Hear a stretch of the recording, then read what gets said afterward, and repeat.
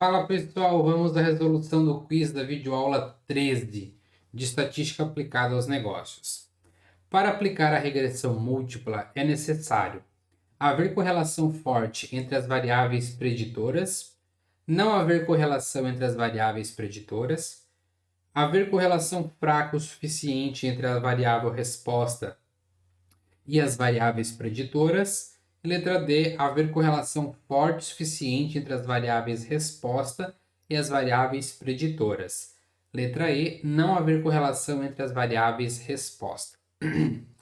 Bom, então esse exercício aqui, na verdade, ele é bem simples, né? Quem lembra da teoria do que foi estudado essa semana vai conseguir responder muito forte essa questão.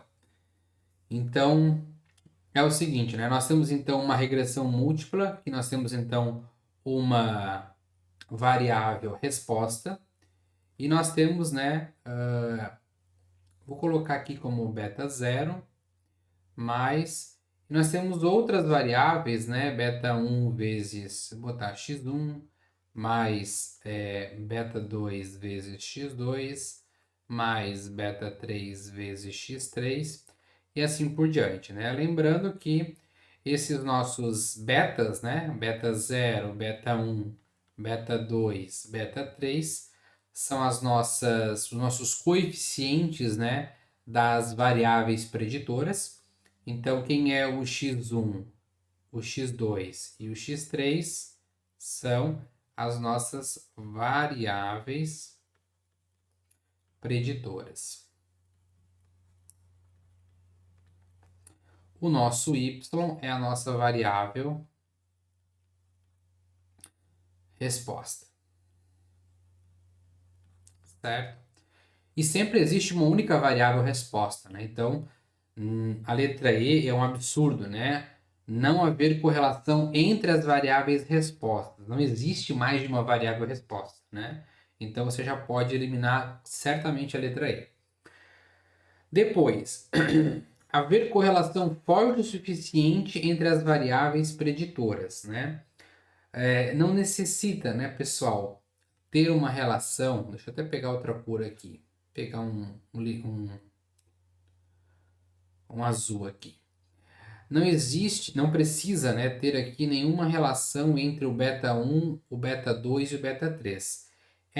Esses coeficientes eles precisam ter uma boa correlação com a nossa variável resposta e não entre eles, tá? Se um influencia o outro, pouco me importa. O que me importa é o quanto essas variáveis preditoras influenciam, o quanto elas influenciam na minha variável resposta.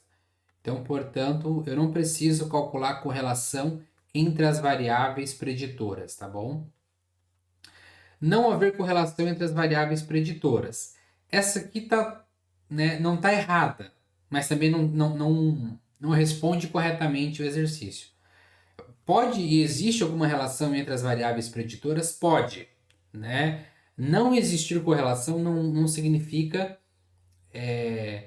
que elas têm uma relação com a variável resposta. O que eu necessito responder nesse exercício é que eu preciso ter uma boa correlação das variáveis preditoras com a variável resposta.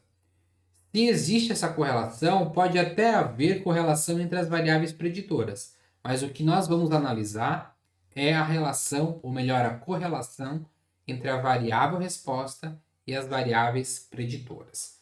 E por que eu falo variáveis preditoras? Porque a gente está trabalhando com regressão múltipla, mais de uma variável preditora, né?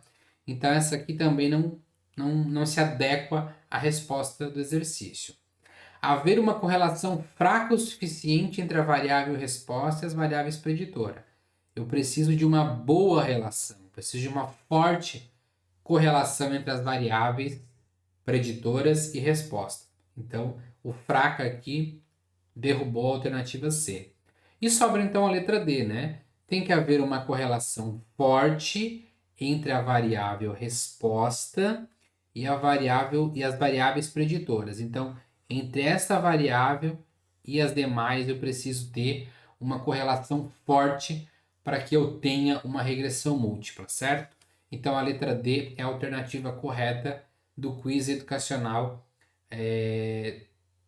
13, né? Com isso, então, finalizamos esse exercício.